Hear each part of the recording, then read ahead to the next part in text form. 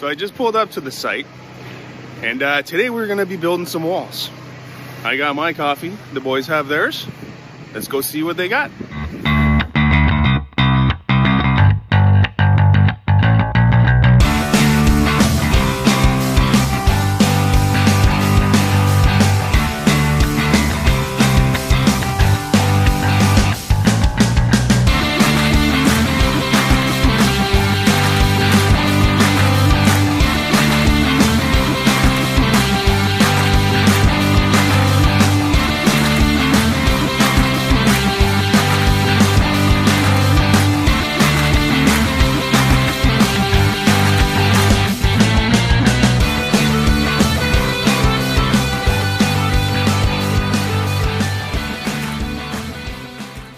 Alright, so welcome to the first wall of the house. My living room wall. So basically I'm just going to explain quickly how we do things, or how we insulate the house, or how we build the framing. So basically 2x6 wall, 6 inch thick or 5.5 thick. We have the insulation outside. You have the wood wall, wood construction. Then we're going to have the insulation inside, which is going to be spray foam if we have the budget for it, or it's going to be pink insulation like everybody knows if we have less budget for it. So we'll see at that point. It's not today. Today there's budget, but when we get to insulate the house, we never know. So basically, to go in the technical part, 16 inch on center. So you hear that all the time, 16 inch on center. Why? Because if you put 4 of them together, it will give you 4 feet.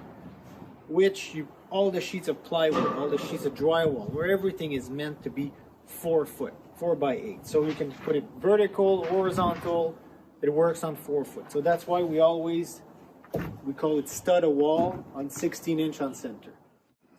Then we walk here, keep the site clean all the time. Then we get your king stud when you hear about this. And we get your jack stud, which are the stud that holds beams. So everywhere you have windows, doorways, second floor, anything that holds, like we always hear about bearing wall. Well, this is called a bearing wall because it has some load on top of it. That's a beam. So basically above all your windows you have a beam like this. So technically that's how we frame windows or doors in our part of the town. So nowadays we put styrofoam on houses on the outside to have an R5 value.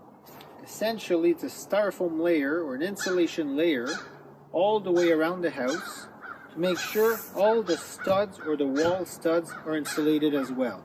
So before, I don't know if the camera can see it, but before we had Tyvek, which was the pipe paper we always see, plywood and wood. So basically there was no insulation through the wood to inside your house. Now we have basically an insulation layer again, so styrofoam, 1 inch thickness, R5 value, all everywhere around the house on the outside to insulate those wood stud. And I believe that will give you an R5 or an R10 value with the wood. So basically for every thickness of 1 inch of wood will give you a value of R1, which is the insulation rating.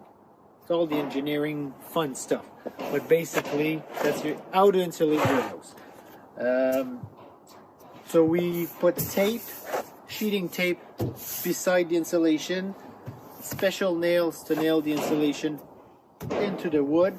Nowadays the lucky thing, or the good thing we have about this product, is the styrofoam is already glued on the plywood.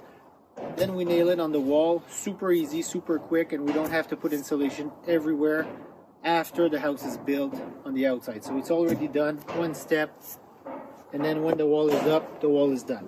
We put our lap as well.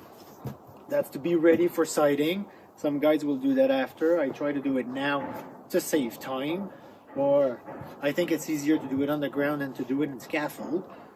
And why do I stop here, you're gonna ask? Well, I guess my stone or my brick's gonna come up to here. So I've decided that my stone's gonna end right under the windows. And so I've decided to stop my ladder here. My stone's gonna land here. When I'm looking at all this now, I realize that lots of stones are coming up. So I realize there's a lot of stone in this house, but that's what it is now. Ta-da! We just got it up. It's probably the tallest wall I've ever done in my life. So we've got 20'6" from bottom to top. 20'6". Pretty heavy at the top compared to bottom. So how did we stand this thing up? I believe we're gonna have a little video montage. We had jacks, we had posts, we had only 4 guys. Usually you would use a forklift or a zoom boom or a crane to lift these walls up, but since it's my house and I'm on a budget, we'll use the 4 guys we have and use the old way. So we use some jacks, we use some long planks, we use some levers, some engineering. You're gonna see it in the picture. Then we got it up, and right at the end it was windy, and everybody said a little bit of a big gasp because the wall just stood up by itself in the wind. So got lucky, everything went super well, and it's up now, so that's a big relief.